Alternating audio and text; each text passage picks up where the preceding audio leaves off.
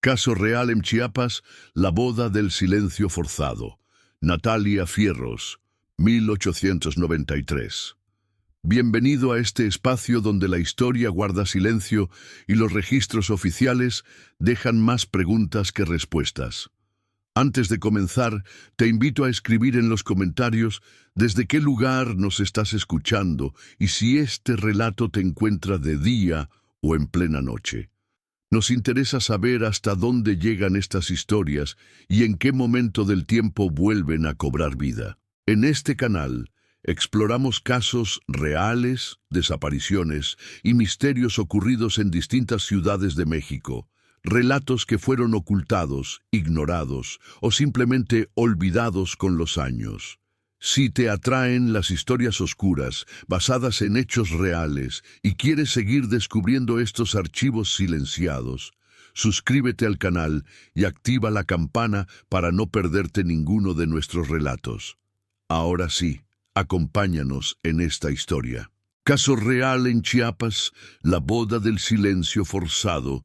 Natalia Fierros, 1893. Capítulo 1. Las palabras que no se permitieron pronunciar. En la sacristía de la Catedral de San Cristóbal de las Casas en Chiapas, en la mañana del 14 de febrero de 1893, aproximadamente 30 minutos antes de que la ceremonia de matrimonio estuviera programada para comenzar, cuando Natalia Fierros, de apenas 19 años, estaba de pie frente al espejo, ajustando su velo de novia, con manos que temblaban no de nervios tradicionales, sino de terror absoluto que había estado creciendo durante semanas, cuando su madre, doña Rosalía, y sus tres tías, doña Perfecta, doña Remedios y doña Hortensia, estaban a su alrededor haciendo ajustes finales a su vestido de satén blanco que había sido importado de Francia a costo extraordinario. Natalia había tomado respiración profunda que sus familiares pensaron era preparación para caminar hacia altar, pero que en realidad era acopio de coraje para pronunciar palabras que había estado intentando pronunciar durante semanas, pero que siempre habían sido interrumpidas, silenciadas, descartadas como nervios de novia o imaginaciones infantiles cada vez que había intentado expresarlas. «Mamá», Natalia había dicho con voz que intentaba ser firme, pero que salió como susurro tembloroso, sus ojos oscuros llenos de lágrimas contenidas, encontrando los de su madre en reflejo del espejo. «Necesito decirte algo importante, algo que he intentado decirte durante semanas, pero que nunca me has permitido terminar de explicar. Por favor, esta vez escúchame completamente antes de interrumpirme». Doña Rosalía, mujer de 50 años, con rostro que había sido hermoso en juventud, pero que ahora estaba marcado por líneas de preocupación constante por estatus social y por mantener apariencias en sociedad pequeña y chismosa de San Cristóbal, donde reputación de familia dependía de cumplimiento riguroso de expectativas sociales, había suspirado con exasperación que había practicado durante las múltiples veces previas que Natalia había intentado iniciar conversaciones similares. «Natalia, hija mía, ya hemos tenido esta conversación múltiples veces». Doña Rosalía había respondido con tono que combinaba firmeza maternal con impaciencia apenas controlada. «Sé lo que vas a decir. Vas a decirme que tienes dudas sobre don Heraclio, que has escuchado rumores, que hay algo sobre él que te inquieta. Y cada vez te he explicado que esos son nervios normales de novia, que todas las mujeres sienten aprensión antes de matrimonio, que rumores son simplemente habladurías de personas envidiosas que no pueden soportar ver a otros felices». «No, mamá, no son solo nervios». Natalia había insistido con urgencia creciente, su voz subiendo de volumen mientras intentaba hacerse escuchar por encima del sonido de sus tías ajustando su velo, por encima de música de órgano que ya había comenzado a sonar distantemente en catedral, indicando que ceremonia estaba a punto de comenzar. «Es más que eso. Es mucho más serio. He descubierto algo sobre don Heraclio. Algo terrible que necesitas saber antes de que esta ceremonia proceda. Algo que cambia todo. Era momento crucial, momento cuando si doña Rosalía hubiera elegido escuchar verdaderamente a su hija en lugar de priorizar su propia agenda de asegurar matrimonio ventajoso que elevaría posición social de familia Fierros en San Cristóbal, momento cuando palabras simples «cuéntame todo, hija, te escucho» habrían podido salvar vida de Natalia. Pero doña Rosalía no eligió escuchar. Eligió silenciar. ¡Suficiente! Doña Rosalía había declarado con voz que resonó en sacristía pequeña, con autoridad maternal absoluta que no admitía réplica. Sus manos, agarrando hombros de Natalia con firmeza, que era casi dolorosa, girándola para que enfrentaran directamente en lugar de comunicarse a través de espejo. Natalia, escúchame muy cuidadosamente porque no voy a repetir esto. Allá afuera hay 400 personas esperando presenciar tu matrimonio con don Heraclio Montoya. Tu padre ha invertido 3,000 pesos en esta boda. Don Heraclio es hombre más rico de San Cristóbal, con haciendas valoradas en 200,000 pesos. Este matrimonio elevará nuestra familia de posición moderada a élite absoluta de Chiapas. Y tú, había continuado, su voz bajando a susurro intenso que era más amenazante que grito, vas a caminar por ese pasillo, vas a sonreír apropiadamente, vas a pronunciar tus votos sin hesitación y te vas a casar con don Heraclio como ha sido planeado. No vas a arruinar esto con tus imaginaciones histéricas, ¿me entiendes? Pero mamá, no son imaginaciones. Natalia había intentado una vez más, lágrimas ahora fluyendo libremente por sus mejillas, manchando el maquillaje que había sido aplicado tan cuidadosamente. He hablado con personas que conocieron a Isabela. He escuchado cosas específicas sobre cómo murió. Hay inconsistencias en historia que don Heraclio cuenta. Hay razón para sospechar que... ¡Basta! Doña Rosalía había interrumpido con ferocidad que había hecho que Natalia retrocediera físicamente, que había silenciado protestas de sus tías que habían estado observando intercambio con incomodidad creciente. No voy a escuchar una palabra más de acusaciones sin fundamento contra hombre respetable. Isabela murió de fiebre tifoidea hace 2 años. Fue certificado por médico. Fue tragedia. Pero no fue crimen. Y entonces, doña Rosalía había hecho algo que Natalia recordaría durante todos los meses de su matrimonio que seguirían, algo que la perseguiría en sus pesadillas, algo que madre nunca podría perdonarse después de que verdad finalmente saliera a luz. Había tomado rostro de su hija entre sus manos con gentileza engañosa. Había limpiado lágrimas con sus pulgares y había pronunciado ultimátum que había sellado destino de Natalia. Natalia, hija mía, te amo, pero escúchame muy claramente. Si sales de esta sacristía ahora, si te niegas a casarte con don Heraclio, arruinarás no solo tu propia vida, sino las vidas de toda nuestra familia. Tu padre será objeto de burla en toda sociedad de San Cristóbal. Tus hermanas menores, Lucinda y Fernanda, nunca encontrarán esposos apropiados porque estarán manchadas por tu reputación de mujer que abandonó altar. Y yo, tu madre, seré vista como fracaso que no pudo criar hija obediente. Así que la decisión es tuya. Había continuado con voz que había suavizado engañosamente mientras pronunciaba amenaza más terrible. Puedes casarte con don Heraclio hoy y vivir vida de riqueza y comodidad como señora de haciendas más grandes de Chiapas.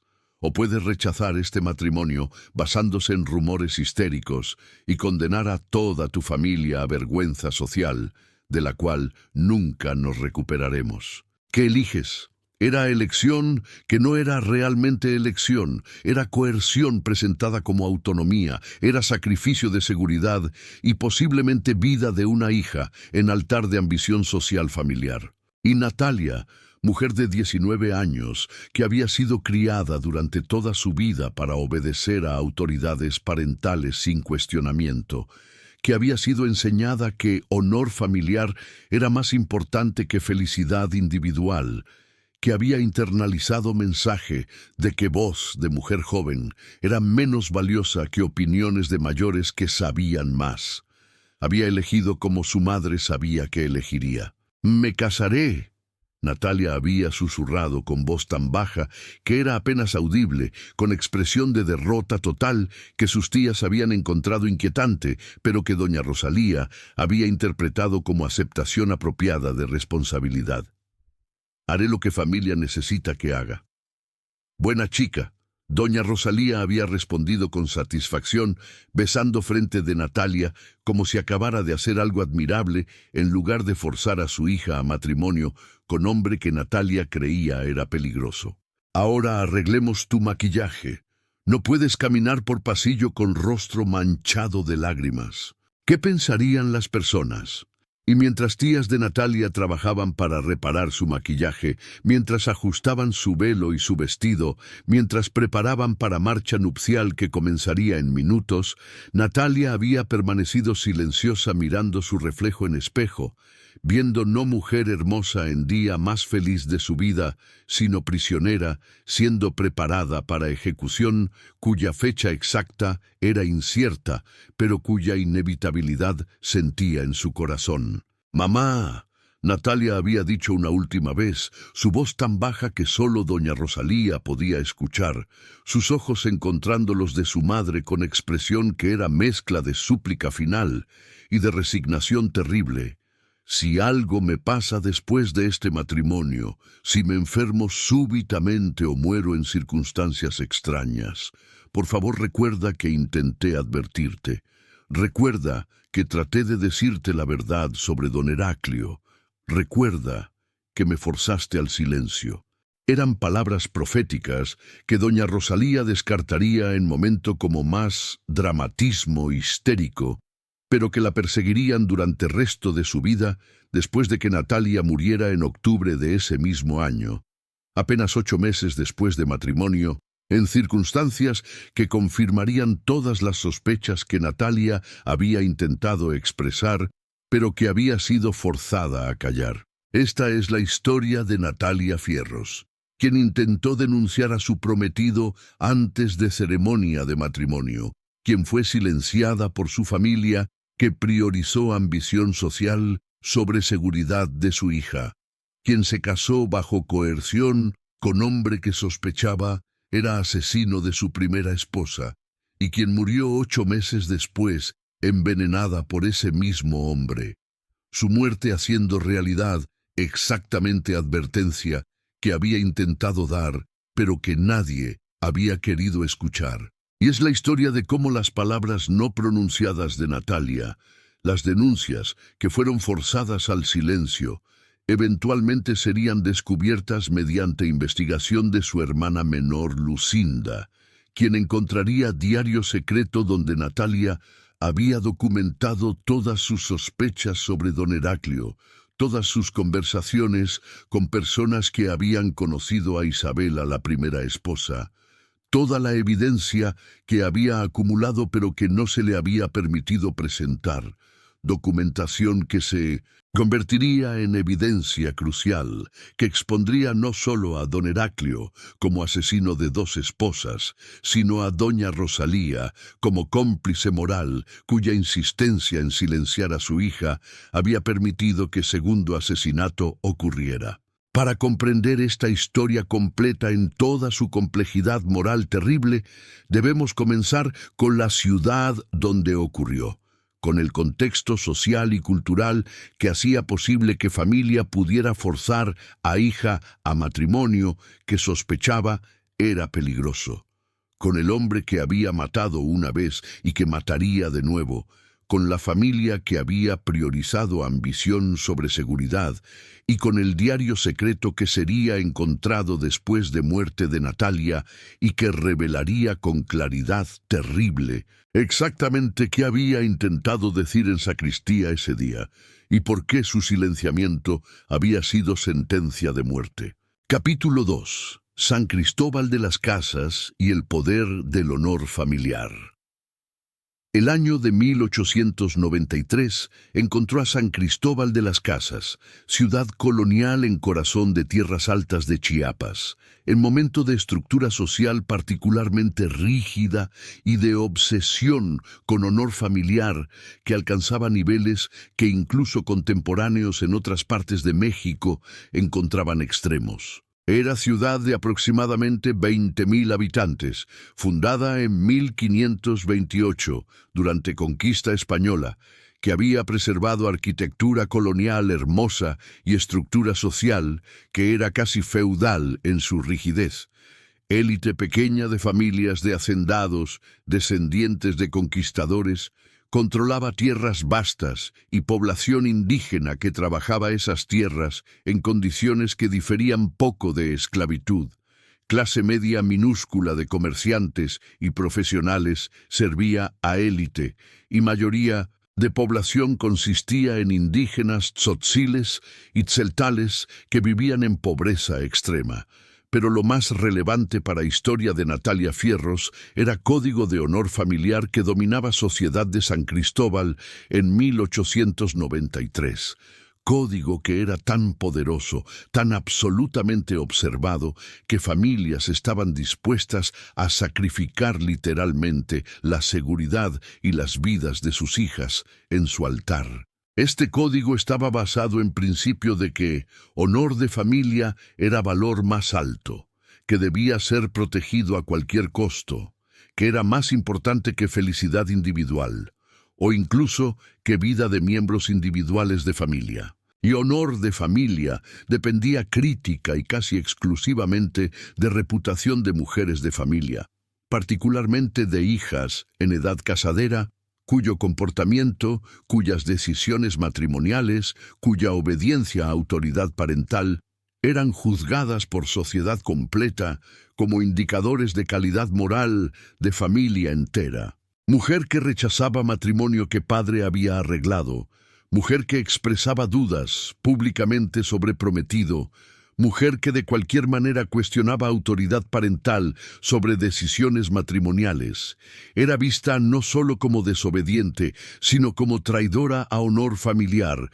que ponía en riesgo reputación de toda familia y futuro matrimonial de sus hermanas. Y en sociedad pequeña y cerrada como San Cristóbal, donde todos se conocían, donde chisme era moneda social más valiosa, donde reputación una vez dañada era casi imposible de reparar, familias estaban dispuestas a ir a extremos extraordinarios para evitar cualquier mancha en honor familiar. Era precisamente este contexto que había permitido que doña Rosalía Fierros silenciara a su hija con amenaza de que rechazar matrimonio con don Heraclio arruinaría toda familia. No era exageración.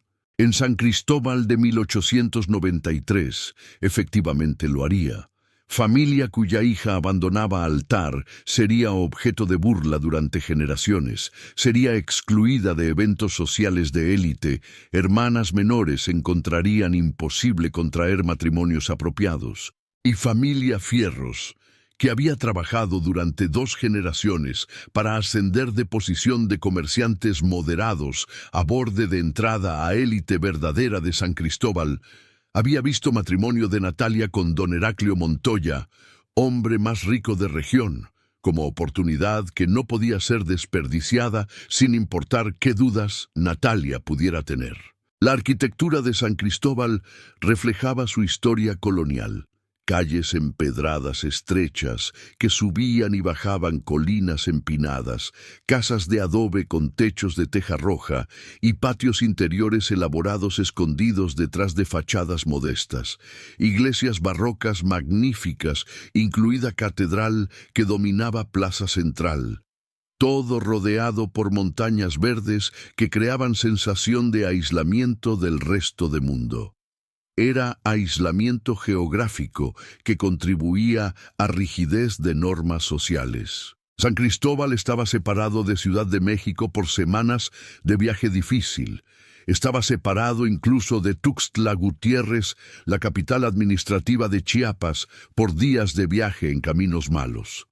Esta distancia significaba que noticias de cambios sociales que estaban ocurriendo en otras partes de México durante Porfiriato, discusiones sobre derechos de mujeres, debates sobre modernización de costumbres, llegaban débilmente o no llegaban en absoluto a San Cristóbal. Y élite de San Cristóbal, cómoda con su poder absoluto sobre población indígena y sobre sus propias familias, no tenía interés en modernización que podría desafiar ese poder. Querían preservar estructura social tradicional, donde padres tenían autoridad absoluta sobre hijos, donde esposos tenían control completo sobre esposas, donde jerarquías de clase y raza eran mantenidas rígidamente. La economía de región estaba basada en haciendas grandes que producían maíz, trigo, ganado y café que había comenzado a ser cultivado en décadas recientes y que era cada vez más rentable. Don Heraclio Montoya poseía 3 de haciendas más grandes. Hacienda Santa Clara de 5.000 hectáreas, Hacienda San Antonio de 3.000 hectáreas y Hacienda El Porvenir de 2.000 hectáreas. Era propietario más grande de región, con riqueza estimada en 200.000 pesos. Era esta riqueza extraordinaria que había hecho que familia Fierros viera matrimonio con don Heraclio como oportunidad imperdible.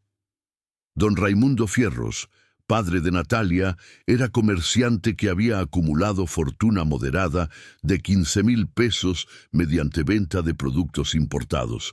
Era posición respetable, pero no era élite verdadera. Matrimonio de Natalia con don Heraclio transformaría familia Fierros de comerciantes a familia conectada con élite terrateniente más alta. Elevaría su posición social inmensamente.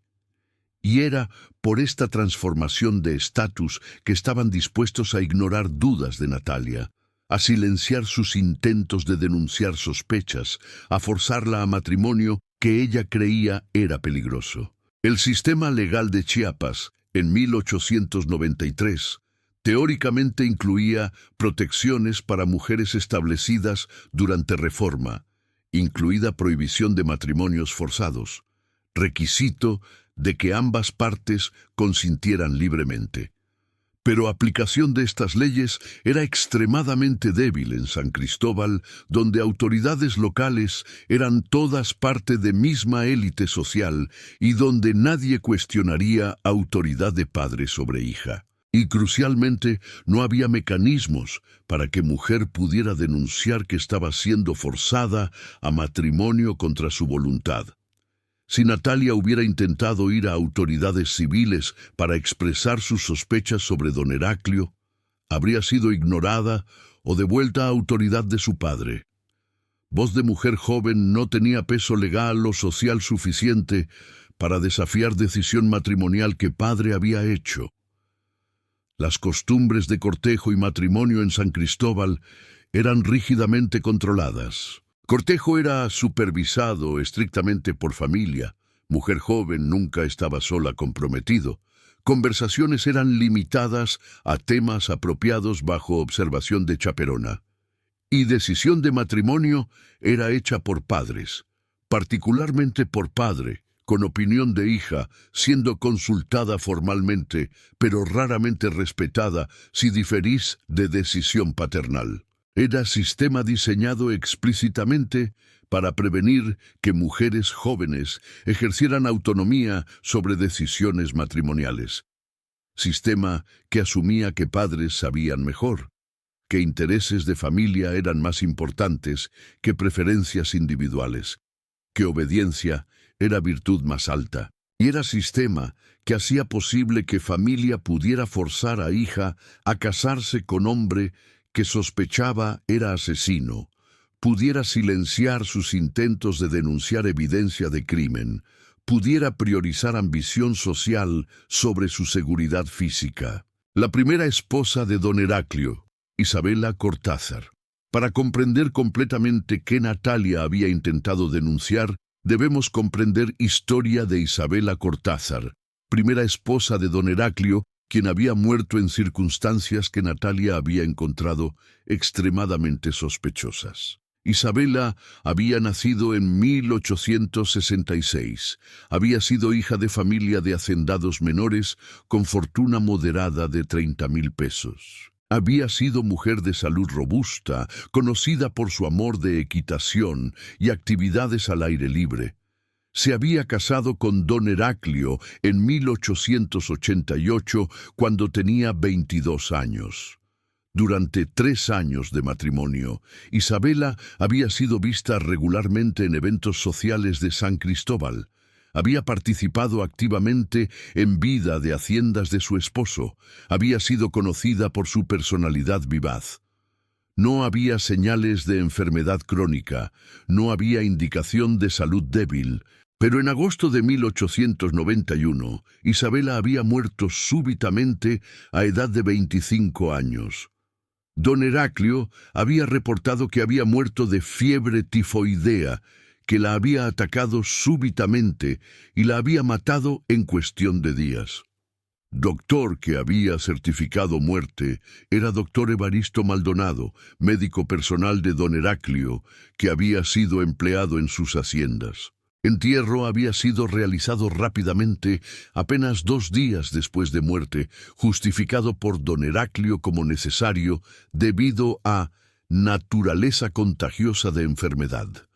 No había habido autopsia, no había habido investigación, muerte había sido aceptada como tragedia natural. Pero había detalles que algunas personas en San Cristóbal habían encontrado extraños, detalles que habían generado chisme susurrado que nunca había alcanzado nivel de acusación abierta, pero que había circulado en conversaciones privadas. Isabela había estado en salud perfecta hasta día antes de su muerte súbita.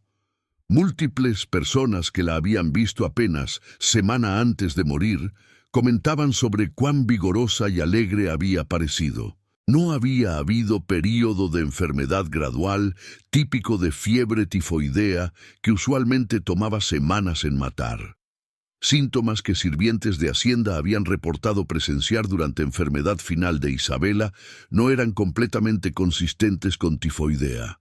Había habido vómito extremo, convulsiones, dolor abdominal severo, pero no había habido fiebre alta sostenida característica de tifoidea. Don Heraclio había insistido en mantener a Isabela aislada durante su enfermedad. No había permitido que familia de ella visitara durante días finales, citando riesgo de contagio. Pero esta restricción había parecido extrema y había negado a padres de Isabela oportunidad de despedirse de su hija. Y había detalle financiero que pocos conocían, pero que Natalia había descubierto durante sus investigaciones. Isabela había traído dote de 30,000 pesos al matrimonio, y bajo términos que su padre había negociado, don Heraclio había tenido acceso solo a rentas de ese capital durante vida de Isabela, con principal debiendo retornar a familia de Isabela si ella moría sin hijos. Pero don Heraclio había argumentado después de muerte que había invertido capital en mejoras de Hacienda y que no podía devolverlo. Había negociado con familia de Isabela en su duelo y había terminado pagándoles apenas 10,000 pesos como compromiso. Eran detalles que tomados individualmente podían ser explicados inocentemente, pero que tomados juntos habían creado patrón que había hecho que algunas personas susurraran que muerte de Isabela era sospechosa. Pero susurros nunca habían alcanzado punto de denuncia formal o investigación porque don Heraclio era hombre más poderoso de región, porque doctor Maldonado había certificado muerte como natural, y porque familia de Isabela había estado demasiado devastada y demasiado intimidada por poder de don Heraclio para cuestionar narrativa oficial. Era este patrón que Natalia había descubierto durante su cortejo con don Heraclio. Era evidencia que había acumulado mediante conversaciones discretas con sirvientes que habían trabajado en haciendas durante matrimonio de Isabela, con conocidos de familia Cortázar, con personas que habían visto a Isabela días antes de su muerte. Y era esta evidencia que había intentado presentar a su familia, que había intentado usar para justificar cancelación de matrimonio, pero que había sido descartada como rumores maliciosos y imaginaciones histéricas por madre que había priorizado ambición social sobre investigar posibilidad de que su hija estaba a punto de casarse con asesino. Capítulo 3. Natalia Fierros y el diario que nadie leería a tiempo. Natalia Fierros había nacido en el año de 1874 en San Cristóbal de las Casas. Su padre, don Raimundo, era comerciante que había construido negocio exitoso importando productos manufacturados de Europa y Estados Unidos vía Puerto de Veracruz. Su madre, doña Rosalía, provenía de familia de pequeños hacendados, que había perdido tierras durante generaciones, pero que había mantenido conexiones sociales valiosas. Natalia era la mayor de 5 hijos. Sus hermanas menores eran Lucinda, de 17 años, y Fernanda, de 14 años. Sus hermanos menores eran Gervasio, de 11 años, y Amadeo, de 8 años. A sus 19 años, Natalia era mujer de inteligencia notable y curiosidad intelectual, que su familia había encontrado simultáneamente admirable y problemática. Había recibido educación en convento local, donde había aprendido no solo habilidades tradicionales de bordado y música, sino también lectura extensiva, que había incluido literatura española y francesa, geografía, historia y, sorprendentemente, elementos de ciencias naturales que monja progresista había incluido en currículum. Tenía rostro oval con rasgos delicados, ojos oscuros expresivos que siempre parecían estar observando y analizando, cabello negro largo que usaba en trenzas elaboradas y constitución delgada pero saludable.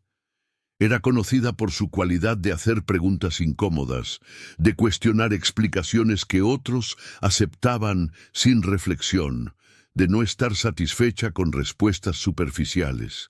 Natalia tiene mente demasiado activa para mujer. Doña Rosalía había comentado múltiples veces con mezcla de orgullo y preocupación. Lee demasiado, piensa demasiado, hace demasiadas preguntas. No es cualidad atractiva en esposa. Era observación que capturaba perfectamente paradoja de posición de Natalia.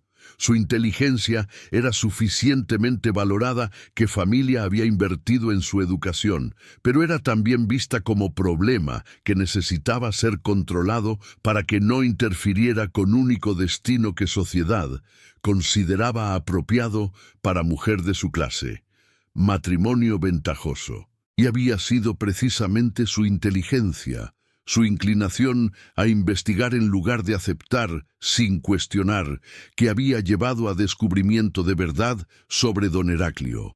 El cortejo había comenzado en agosto de 1892.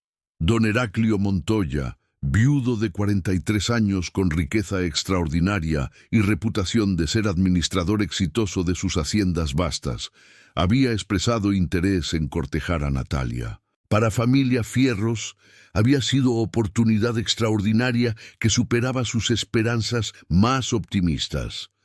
Don Raimundo había aceptado cortejo inmediatamente, y durante meses siguientes, don Heraclio había visitado casa de familia Fierros regularmente. Había participado en paseos supervisados con Natalia, había actuado papel de pretendiente apropiado y respetuoso. Pero desde principio, Natalia había sentido inquietud que no podía articular completamente. Don Heraclio era educado, era apropiado en su comportamiento, era generoso con regalos. Pero había algo en su manera, en cómo hablaba sobre su primera esposa muerta, que había hecho que sintiera escalofríos inexplicables. Isabela era mujer difícil. Don Heraclio había comentado durante una de primeras conversaciones sobre su matrimonio anterior. Su tono, llevando algo que Natalia había interpretado como resentimiento apenas disimulado en lugar de dolor de viudez reciente. Nunca estaba satisfecha con nada que le proporcionaba. Siempre quería más, siempre se quejaba. Su muerte, aunque trágica, me liberó de matrimonio que había sido carga. Eran palabras que habían chocado a Natalia profundamente, porque incluso en sociedad, donde era aceptable que esposos criticaran esposas, había algo en manera en que don Heraclio hablaba de mujer muerta, que parecía no solo poco caritativo, sino activamente malicioso. Y había comenzado a investigar, había comenzado a hacer preguntas discretas a personas que habían conocido a Isabela, había comenzado a acumular información que gradualmente había construido retrato completamente diferente de lo que don Heraclio presentaba. Y había documentado todo en diario que había comprado específicamente para este propósito. Diario de cuero rojo con cerradura pequeña que había escondido en fondo de baúl de ropa. Diario donde había registrado cada conversación, cada detalle sospechoso, cada pieza de evidencia que había descubierto. Era diario que nadie en su familia sabía que existía. Diario que escribía tarde en noche después de que todos dormían. Diario donde había sido brutalmente honesta sobre sus miedos y sospechas, de manera que nunca podía ser en conversaciones con familia que rechazaba escucharla. Entradas tempranas del diario mostraban curiosidad inicial, transformándose en preocupación seria.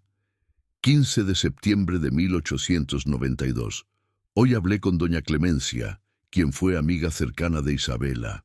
Me dijo que Isabela había estado en salud perfecta hasta semana antes de su muerte, que había sido mujer activa, que montaba caballo diariamente, que administraba hacienda eficientemente. Me dijo que fue choque absoluto cuando enfermó tan súbitamente. Doña Clemencia dijo algo extraño. Parecía casi como si hubiera sido golpeada por rayo. Un día estaba bien, siguiente día estaba agonizando. ¿Es eso normal para fiebre tifoidea? 3 de octubre de 1892. Conseguí hablar con Juana, quien fue sirvienta personal de Isabela durante todo su matrimonio. Me dijo que durante enfermedad final de Isabela, don Heraclio no permitió que nadie excepto doctor Maldonado y él mismo entraran a su habitación. Dijo que escuchó gritos terribles, que escuchó a Isabela suplicar por agua constantemente, que escuchó convulsiones que sonaban como muebles siendo arrojados. Juana dijo que después, cuando preparaba cuerpo para entierro, notó que uñas de Isabela tenían líneas blancas extrañas que nunca había visto antes. ¿Qué significa esto? 20 de octubre de 1892. Investigué sobre fiebre tifoidea en libros médicos que encontré en biblioteca de convento. Los síntomas incluyen fiebre alta, sostenida durante semanas, erupciones rosadas en abdomen, diarrea característica, pero síntomas que testigos describieron de Isabela eran diferentes. Vómito extremo, convulsiones, dolor abdominal severo, pero muerte en días, no semanas. Esto no corresponde. ¿Por qué doctor Maldonado diagnosticó tifoidea? 15 de noviembre de 1892. Descubrí algo terrible hoy.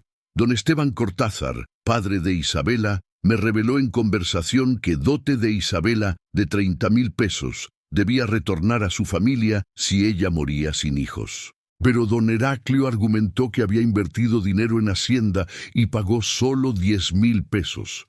Don Esteban parecía amargado, dijo que fue forzado a aceptar porque no tenía recursos legales para desafiar a hombre tan poderoso. ¿Don Heraclio mató a Isabela por dinero? 10 de diciembre de 1892. He intentado hablar con mamá sobre mis sospechas 3 veces esta semana. Cada vez me interrumpe, me dice que estoy siendo histérica, me dice que don Heraclio es hombre respetable. Hoy me dijo, Natalia, estas acusaciones sin fundamento contra tu futuro esposo son inaceptables. Si continúas con esto, cancelaré cortejo yo misma, lo cual arruinará reputación de toda nuestra familia. Me siento atrapada. ¿Qué puedo hacer? 2 de enero de 1893. Fecha de boda ha sido establecida para 14 de febrero. Tengo menos de 2 meses.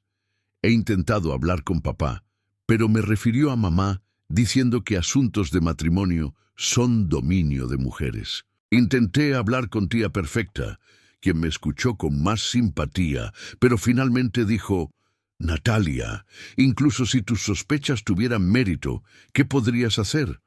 No puedes acusar a hombre más poderoso de Chiapas de asesinato basándose en rumores, y rechazar matrimonio arruinaría tu familia. A veces, mujeres, debemos aceptar situaciones imperfectas. ¿Debo casarme con hombre que creo es asesino para salvar honor de mi familia? Última entrada del diario antes del matrimonio era particularmente desgarradora. 13 de febrero de 1893. Mañana me caso. He intentado una última vez hoy convencer a mamá de escucharme. Le supliqué que pospusiéramos boda hasta que pudiéramos investigar apropiadamente. Me abofeteó. Me dijo que estaba actuando como lunática, que estaba avergonzándola, que si no me casaba mañana me repudiaría como hija. Papá estuvo presente y no dijo nada en mi defensa. Me siento completamente sola. No tengo nadie que me crea. No tengo nadie que me proteja. Voy a casarme con hombre que creo mató a su primera esposa. Y si me mata a mí también, nadie me creerá hasta que sea demasiado tarde. Si alguien lee esto algún día después de mi muerte, digan la verdad. No permitan que mi silencio forzado encubra crimen. Natalia. Era entrada que sería encontrada 8 meses después por su hermana Lucinda, que sería usada como evidencia crucial en juicio, que sería citada en periódicos de todo México como ejemplo terrible de cómo silenciamiento de mujeres podía resultar en sus muertes. Pero en febrero de 1893, nadie excepto Natalia sabía qué diario existía, nadie sabía evidencia que contenía. Nadie comprendía que estaban forzando a mujer joven a casarse con hombre que había documentado cuidadosamente como probable asesino. Capítulo 4. Don Heraclio Montoya y el patrón del viudo rico. El hombre que se casaría con Natalia Fierros el 14 de febrero de 1893 era en superficie precisamente lo que aparentaba ser: hacendado más rico de San Cristóbal de las Casas, propietario de 3 haciendas vastas que producían ganancias enormes, miembro respetado de élite social, viudo que buscaba compañera nueva después de pérdida trágica de primera esposa. Pero bajo esta superficie de respetabilidad había verdad más oscura que Natalia había detectado, pero que nadie más en San Cristóbal había querido ver. Don Heraclio era asesino que había matado a su primera esposa por razones financieras y que planeaba establecer patrón de matrimonios seguidos por asesinatos que le permitirían acumular dotes múltiples mientras mantenía apariencia de viudo trágicamente desafortunado. Don Heraclio Montoya había nacido en 1850 en familia de hacendados establecidos de Chiapas. Había heredado Hacienda Santa Clara de su padre en 1875, cuando tenía 25 años. Durante años siguientes, había expandido sus propiedades mediante compra de Hacienda San Antonio y Hacienda El Porvenir. Había establecido reputación de ser administrador astuto y despiadado. Pero expansión había venido con costo. Había tomado préstamos masivos para comprar propiedades adicionales. Había invertido fuertemente en infraestructura y para mediados de 1880 había tenido deudas considerables que necesitaba capital para resolver. Matrimonio con Isabela Cortázar en 1888 había proporcionado ese capital. Dote de 30,000 pesos había permitido pagar deudas más urgentes. Pero términos que padre de Isabela había negociado, especificando que principal de dote debía retornar a familia si Isabela moría sin hijos, habían significado que don Heraclio tenía acceso solo temporal a ese capital, y para 1891 había tenido nuevas deudas, nuevas necesidades de capital, y había tomado decisión que Natalia había detectado, pero que nadie más había querido creer. Había decidido asesinar a Isabela, había decidido retener su dote violando acuerdo con familia de ella, y había decidido casarse de nuevo para obtener dote adicional. El método que había usado para asesinar a Isabela había sido envenenamiento por arsénico, administrado en dosis masiva que había causado muerte rápida que él había diagnosticado falsamente como fiebre tifoidea con complicidad de doctor Maldonado, quien era empleado suyo y quien dependía de su patronazgo para su práctica médica. Y había funcionado perfectamente. Isabela había muerto. Había sido enterrada rápidamente bajo pretexto de enfermedad contagiosa. Doctor Maldonado había certificado muerte como natural y familia de Isabela, devastada y intimidada por poder de don Heraclio, había aceptado pago de apenas 10,000 pesos en lugar de 30,000 que debían recibir. Había sido crimen perfecto y había establecido método que planeaba repetir. Durante cortejo de Natalia, don Heraclio había calculado cuidadosamente cómo presentarse. Había sido apropiadamente respetuoso, pero no excesivamente afectuoso. Había sido generoso con regalos, pero no extravagante. Había actuado dolor apropiado cuando discutía a Isabela, pero no dolor tan profundo que sugiriera que no estaba listo para remarrearse. Y cuando Natalia había comenzado a hacer preguntas, había respondido con indignación, calculada que había hecho que familia de ella creyera que estaba siendo injustamente acusado por mujer histérica. Su hija está haciendo acusaciones terribles sin fundamento, había dicho a don Raimundo cuando Natalia había intentado expresar sospechas a su padre. Está sugiriendo que maté a mi primera esposa. Es insulto intolerable.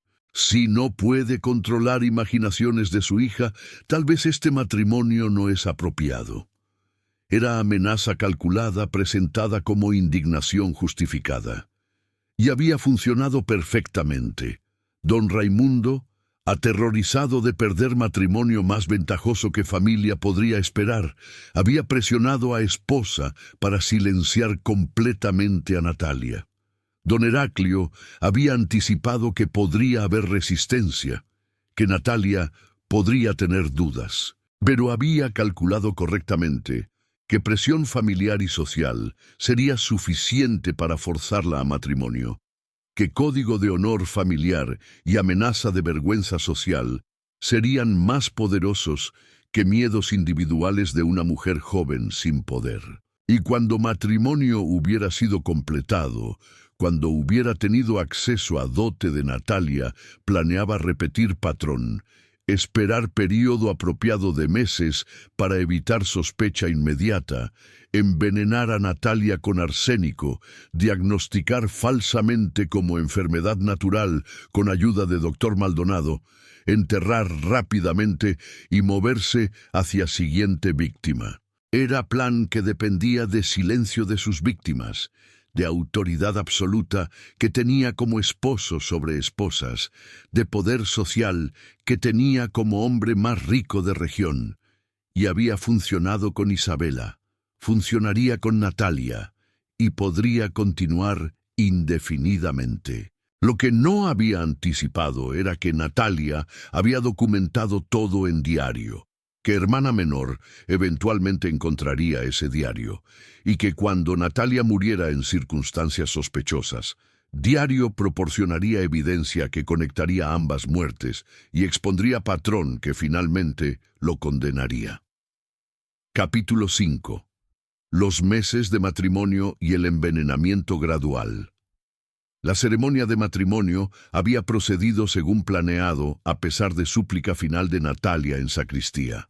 Había caminado por pasillo del brazo de su padre con expresión que múltiples invitados describirían después como resignada en lugar de alegre.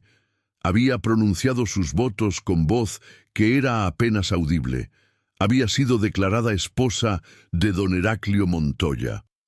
Durante los primeros meses después de matrimonio, Natalia había vivido en Hacienda Santa Clara, propiedad principal de don Heraclio. Era edificio grande de 2 pisos, con habitaciones múltiples, con patio central elaborado, con vistas a campos vastos que se extendían hacia montañas distantes. Era hermosa en su aislamiento, pero para Natalia era prisión elegante. Don Heraclio había sido correcto en su tratamiento de ella durante primeras semanas. Había mantenido apariencias de esposo apropiado. Pero Natalia había notado señales que confirmaban todos sus miedos, manera en que controlaba su acceso a visitantes, insistiendo que estaba demasiado ocupada ajustándose a vida de hacienda para recibir visitas frecuentes de familia, manera en que criticaba sus acciones constantemente, minando su confianza, manera en que hablaba sobre Isabela con resentimiento que no ocultaba cuando estaban solos. Y había continuado a escribir en su diario, ahora con aún más cuidado, porque tenía que esconderlo, no solo de familia, sino de esposo que había dejado claro que no toleraría secretos. 1 de marzo de 1893. He estado casada apenas 2 semanas, pero siento que han sido años.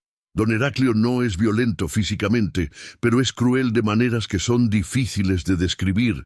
Critica todo lo que hago. Me dice que soy incompetente, que no sé administrar Hacienda apropiadamente, que Isabela era superior en todos los aspectos, y entonces, en presencia de otros, actúa como esposo devoto. Me siento como si estuviera volviéndome loca. 15 de abril de 1893. Mamá visitó hoy brevemente. Intenté hablar con ella a solas, pero don Heraclio insistió en estar presente durante toda visita. Cuando ella preguntó si era feliz, no pude responder honestamente con él observando. Dije que estaba ajustándome. Mamá pareció satisfecha. No me preguntó nada más. Cuando estaban partiendo logré susurrar a mamá: por favor, encuentra mi diario rojo si algo me pasa, pero no creo que escuchó o comprendió. 3 de junio de 1893. Algo ha cambiado en últimas semanas. Don Heraclio está siendo más atento, más amable. Me prepara té especial cada tarde, insiste en que debo beberlo porque necesito fortalecer mi salud. Pero después de beber té, me siento mareada, con náusea. He comenzado a sospechar que está agregando algo al té. He intentado rechazarlo, pero se enoja si no bebo. Hoy vertí parte del té en maceta cuando no estaba mirando. ¿Estoy siendo paranoica o está comenzando a envenenarme? 20 de julio de 1893. No soy paranoica. Estoy siendo envenenada. La planta donde vertí el té murió en días. Y he notado líneas blancas en mis uñas, exactamente como Juana describió en Uñas de Isabela. He intentado dejar de beber té completamente, pero don Heraclio se vuelve furioso. Amenaza con castigarme si no obedezco. He comenzado a beber solo sorbos pequeños y fingir beber más, pero sé que está funcionando gradualmente. Me siento más débil cada día. Eran entradas que serían leídas después con horror por todos que las vieran, que documentaban en tiempo real proceso de envenenamiento gradual, que mostraban conciencia terrible de Natalia de que estaba siendo asesinada lentamente, pero que no tenía manera de escapar. Porque en verdad Natalia estaba atrapada, como esposa casada en San Cristóbal de 1893, no tenía derechos legales para dejar a esposo sin su consentimiento. No podía acceder a su propia dote sin autorización de él. No podía viajar sin su permiso, y si intentaba expresar sospechas de que estaba siendo envenenada, ¿quién la creería? Sería vista como mujer histérica, sus acusaciones serían descartadas como imaginaciones de mente inestable. Y don Heraclio había sido meticuloso en su método. Estaba administrando arsénico en dosis lo suficientemente pequeñas que acumulación era gradual, que síntomas aparecían lentamente durante meses que podían ser explicados como constitución débil o ajuste difícil a vida de Hacienda en lugar de envenenamiento obvio. Durante agosto y septiembre de 1893, condición de Natalia había deteriorado progresivamente, pérdida de peso notable, debilidad extrema, náusea frecuente, dolor abdominal intermitente, caída de cabello. Familia que la visitaba había expresado preocupación, pero don Heraclio había explicado que estaba sufriendo de nervios y que doctor Maldonado la estaba tratando. Y doctor Maldonado, cómplice en muerte de Isabela y ahora cómplice en envenenamiento de Natalia, había diagnosticado anemia y debilidad nerviosa y había prescrito tónicos que no hacían nada para contrarrestar arsénico que estaba consumiendo. Última entrada en diario de Natalia fue fechada el 1 de octubre de 1893. Sé que estoy muriendo. Puedo sentirlo. Cada día estoy más débil. El té que don Heraclio me obliga a beber está matándome gradualmente. He intentado resistir, pero no tengo fuerzas. He intentado pedir ayuda, pero nadie me cree. Mamá piensa que soy histérica. Doctor Maldonado está trabajando con don Heraclio. No tengo nadie. Si alguien lee esto después de mi muerte, por favor investiguen. No permitan que maten a otra mujer después de mí. Digan verdad que no me permitieron decir cuando estaba viva. En Natalia, 1 de octubre de 1893. Natalia Fierros murió el 15 de octubre de 1893, 8 meses después de su matrimonio, en presencia de doctor Maldonado, quien certificó muerte como insuficiencia cardíaca secundaria a anemia severa. Tenía 19 años. Don Heraclio había actuado dolor apropiado, había organizado entierro rápido, había dicho a familia Fierros que Natalia había sido débil de constitución y que su muerte, aunque trágica, no había sido completamente inesperada, dado su deterioro gradual durante meses.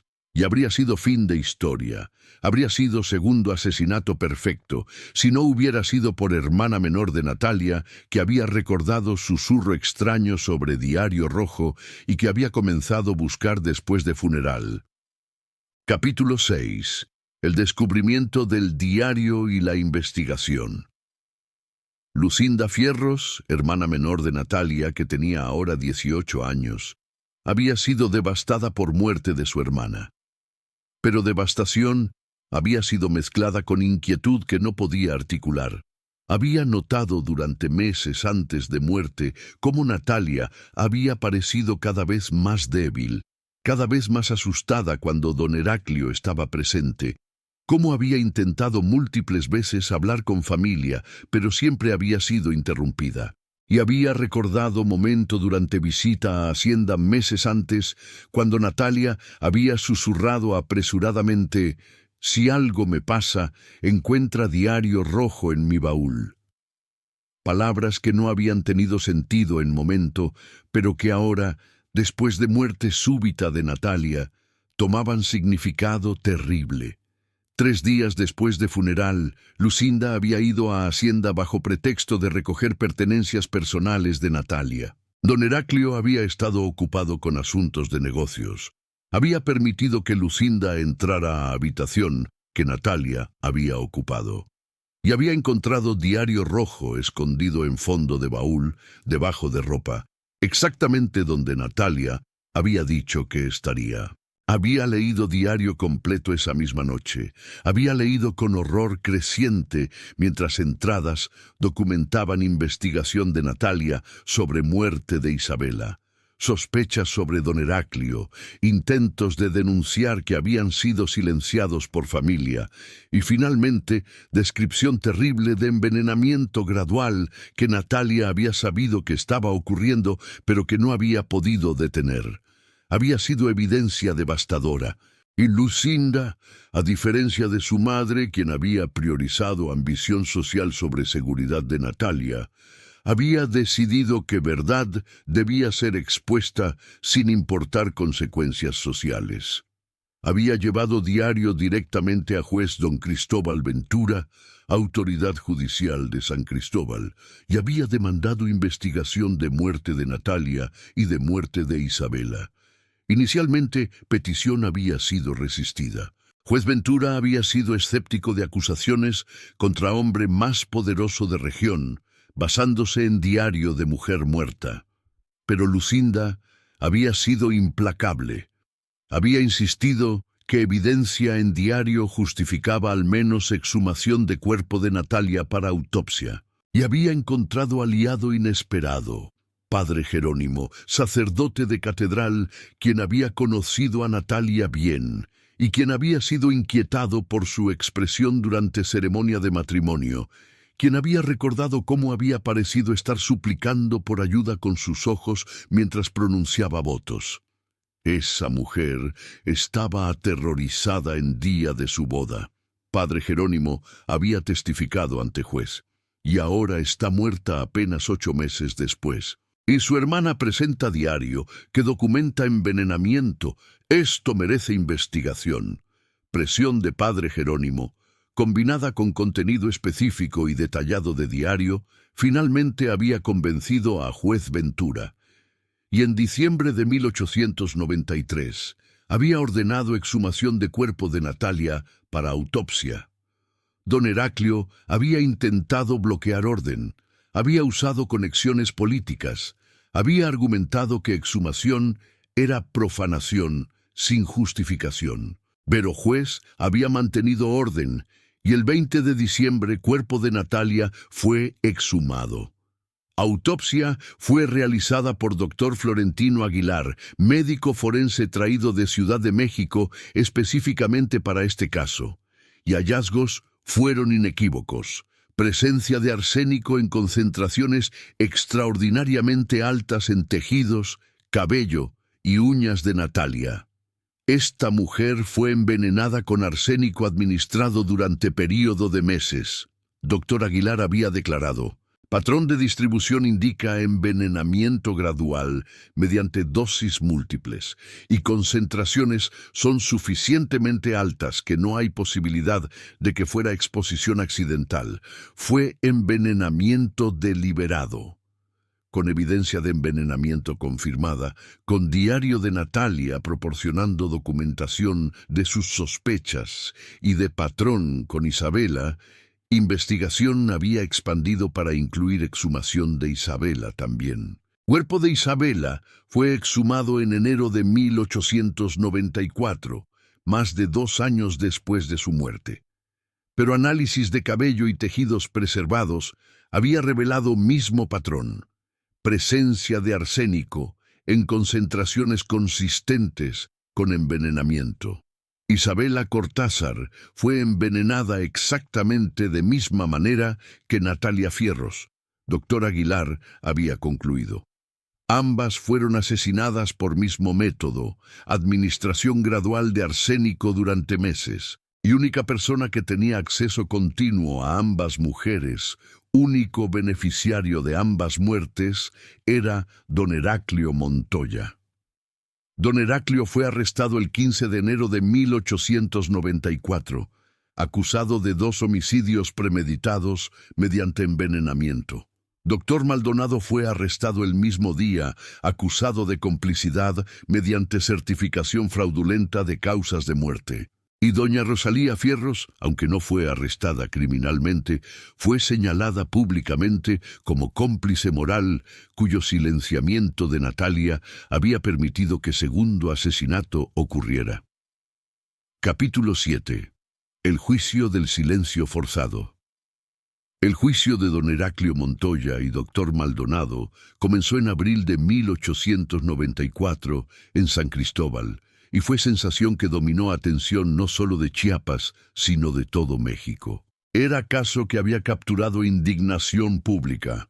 2 mujeres asesinadas por mismo hombre, segunda víctima que había intentado denunciar peligro, pero había sido silenciada por familia que priorizó ambición social sobre su seguridad.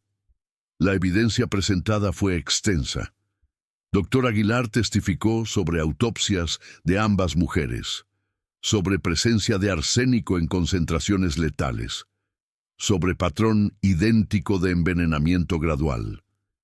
Pero testimonio más dramático vino de diario de Natalia. Fiscal había leído entradas completas ante tribunal. Había permitido que jurado escuchara en palabras de propia Natalia cómo había investigado muerte de Isabela, cómo había descubierto evidencia de asesinato, cómo había intentado denunciar, pero había sido silenciada, cómo había documentado su propio envenenamiento mientras estaba ocurriendo. Natalia Fierros intentó advertirnos. Fiscal había declarado con emoción que resonó en sala de tribunal llena hasta capacidad. Intentó decirnos que don Heraclio había asesinado a Isabela. Intentó prevenir su propio asesinato, pero fue silenciada. Fue forzada a matrimonio que sabía era sentencia de muerte. Y entonces documentó su asesinato en diario, porque sabía que su voz no sería escuchada mientras estuviera viva, pero esperaba que sería escuchada después de su muerte. Lucinda testificó sobre cómo había encontrado diario, sobre decisión de exponerlo, a pesar de presión familiar para mantener silencio. Mi hermana fue asesinada, había declarado con voz que temblaba pero que era firme, y nuestra familia fue cómplice en su asesinato mediante nuestro silencio. No permitiré que su muerte sea en vano. Testigos que Natalia había mencionado en diario testificaron, sirvientes que habían presenciado enfermedad final de Isabela, conocidos que habían visto inconsistencias en historia de don Heraclio, familia de Isabela que había sido intimidada para aceptar pago inadecuado por dote. Y doña Rosalía fue llamada a testificar, fue forzada a admitir públicamente que había silenciado a Natalia, que había priorizado ambición social sobre seguridad de su hija. ¿Su hija intentó decirle que don Heraclio era peligroso? Fiscal había demandado. Sí, doña Rosalía había respondido con voz apenas audible, lágrimas fluyendo por rostro. ¿Y usted la silenció? Sí. Incluso en día de su boda, cuando hizo último intento de denunciar, usted la amenazó con repudiarla si no procedía con matrimonio. Sí, doña Rosalía había confesado, su voz quebrándose. Pensé que estaba siendo histérica. Pensé que rumores eran infundados. Pensé que matrimonio era oportunidad que no podía ser desperdiciada. Estaba equivocada. Maté a mi hija con mi silencio forzado. Tendré que vivir con eso resto de mi vida. Mera confesión que había resonado dolorosamente, que había expuesto no solo crimen de don Heraclio, sino complicidad de sistema social que permitía que familias priorizaran honor y ambición sobre vidas de mujeres. La defensa de don Heraclio había sido débil. Su abogado intentó argumentar que ambas muertes fueron naturales, que presencia de arsénico podría ser explicada por contaminación. Pero evidencia era abrumadora, patrón era demasiado claro, y cuando don Heraclio fue llamado a testificar, había cometido error de atacar a Natalia. Era mujer histérica que veía conspiraciones donde no existían. Su diario es fantasía de mente inestable. Eran palabras que habían indignado a tribunal, que habían mostrado desprecio total por víctima incluso mientras era juzgado por asesinarla. El veredicto fue inevitable. Don Heraclio fue encontrado culpable de 2 homicidios premeditados mediante envenenamiento. Doctor Maldonado fue encontrado culpable de complicidad. Don Heraclio fue sentenciado a muerte por fusilamiento. Doctor Maldonado fue sentenciado a 30 años de prisión. Don Heraclio Montoya fue ejecutado el 15 de agosto de 1894. Sus últimas palabras fueron: habría continuado si Natalia no hubiera escrito todo. Su diario me condenó. Epílogo. El caso tuvo impacto profundo en México. Diario de Natalia fue publicado completo en periódicos. Se convirtió en símbolo de consecuencias terribles de silenciar voces de mujeres. Múltiples estados implementaron reformas. Prohibición de matrimonios, cuando mujer había expresado oposición documentada. Requisito de autopsias cuando esposas morían dentro de primer año de matrimonio. Protecciones legales para mujeres que denunciaban abuso. San Cristóbal instaló monumento a Natalia, estatua de mujer joven sosteniendo libro abierto con inscripción. A Natalia Fierros, cuya voz fue silenciada en vida, pero que habló verdad después de muerte. Que nunca más silenciemos a aquellas que intentan advertirnos. Descansa en paz, Natalia. Intentaste advertirnos. Tu silencio forzado permitió tu muerte, pero tu diario expuso verdad y salvó vidas futuras. Si esta historia te ha conmovido, te invito a dejar me gusta y suscribirte al canal. Activa las notificaciones. ¿Cuántas voces de mujeres continuamos silenciando hoy? Comparte tus pensamientos. Gracias por escuchar la historia de la boda del silencio forzado, de mujer que intentó hablar pero fue callada, cuya muerte confirmó advertencias que nadie quiso escuchar. Que Memoria de Natalia nos enseñe a escuchar, a creer, a proteger. Hasta el próximo caso.